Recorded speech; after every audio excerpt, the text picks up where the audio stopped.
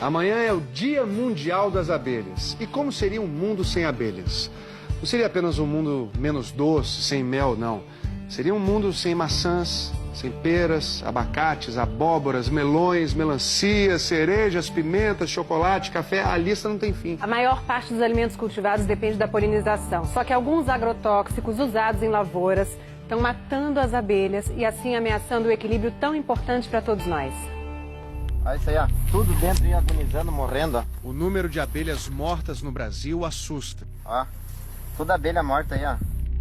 Foram mais de 500 milhões de dezembro a abril em 4 estados brasileiros: São Paulo, Mato Grosso do Sul, Santa Catarina e Rio Grande do Sul. Mais um episódio aí de mortandade de abelha.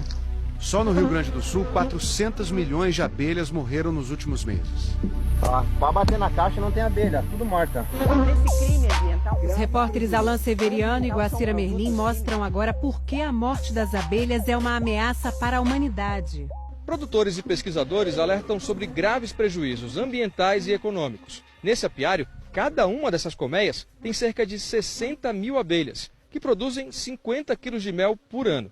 Além da produção, as abelhas são essenciais para a polinização de várias espécies, em lavouras e também em matas nativas.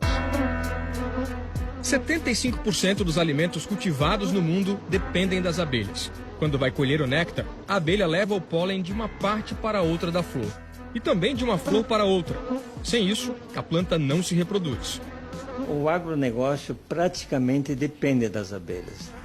Só para citar 2 exemplos no Brasil. Produtores chegam a alugar abelhas para ajudar na produção de maçã em Santa Catarina e de melões no Rio Grande do Norte.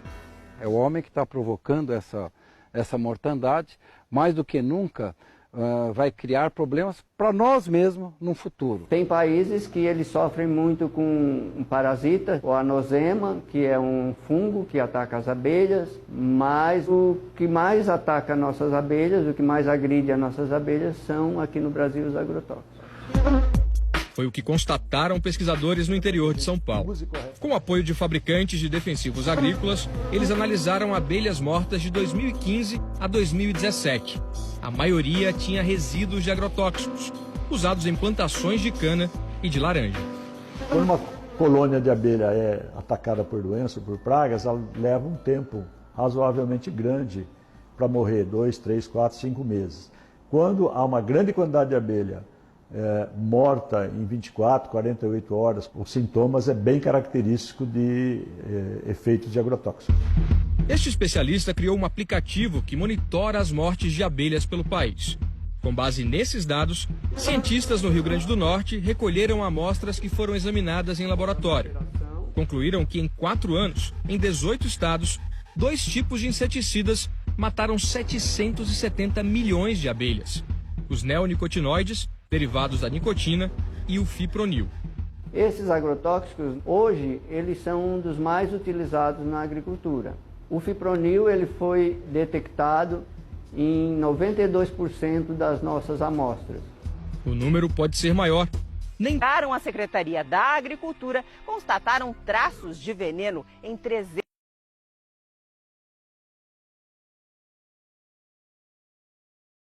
Meia média como essa chega a ter 40 mil abelhas. E os laudos comprovaram. As mortes foram provocadas principalmente pelo inseticida fipronil, muito usado no cultivo da soja. Mas ninguém foi punido até agora. Não, nós não lavramos nenhum auto de infração nesse sentido. Este promotor investiga o caso. Nós agora atingimos um momento da responsabilização de toda a cadeia. Por quê? Porque o que antigamente era uma mera especulação, o agrotóxico pode matar a abelha, hoje nós temos uma comprovação laboratorial. Este professor diz que o problema é o uso indiscriminado. Isso já vem a semente, vem o adubo, vem os defensivos agrícolas, né? Isso vem num pacote. Teria que avaliar primeiro se precisa ou não, né? E depois aplicar. No nosso meio não existe isso aí. O produtor não desperdiça insumos químicos, não usa em excesso, porque eles são extremamente caros em primeiro lugar. O produtor ele vai seguir um protocolo então de boas práticas, ao mesmo tempo em que o apicultor também o seguirá. Aqui no Brasil, são 53 os agrotóxicos à base de fipronil registrados. Eles foram liberados depois da análise de 38 estudos e têm indicações claras para o uso. A pulverização aérea, por exemplo, é proibida. O fipronil é uma ferramenta importante, essencial para a gente manter os atuais níveis de produção de alimentos. Desde que utilizado da maneira correta, e seguindo orientações de bula, seguindo os parâmetros técnicos adequados, é uma substância segura. O IBAMA diz que vai reavaliar o fipronil usando novos estudos como base. Esta semana, um tribunal da União Europeia julgou o uso de inseticidas nos países do grupo. Suspendeu a restrição ao uso do fipronil e reafirmou a proibição de 3 inseticidas feitos à base de nicotina, os neonicotinoides. Os fabricantes ainda podem recorrer. Segundo a ONU, a população de abelhas diminuiu 37% na Europa e caiu pela metade nos Estados Unidos em 80 anos. Elas são um termômetro do planeta. E aí a gente pode concluir, pelas mortandades que estão acontecendo, né, que o planeta está febril. O que nós estamos trabalhando agora é na conscientização, educação e na coexistência da apicultura com a agricultura. O Paulo conseguiu algo raro, produz soja e mel. Nós temos um conjunto de colmeias que são produtoras de mel, dentro da lavoura de soja.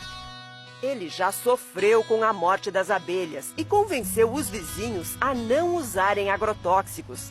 No momento que nós conseguimos conscientizar os produtores rurais que eles, preservando as abelhas, vão ter um ganho, automaticamente nós estamos ganhando junto. Então é um jogo de ganha-ganha, ganha a natureza, ganha os apicultores e ganha o produtor rural. Então acho que o entendimento que a abelha tem com as flores deveria servir de modelo para o entendimento entre as pessoas.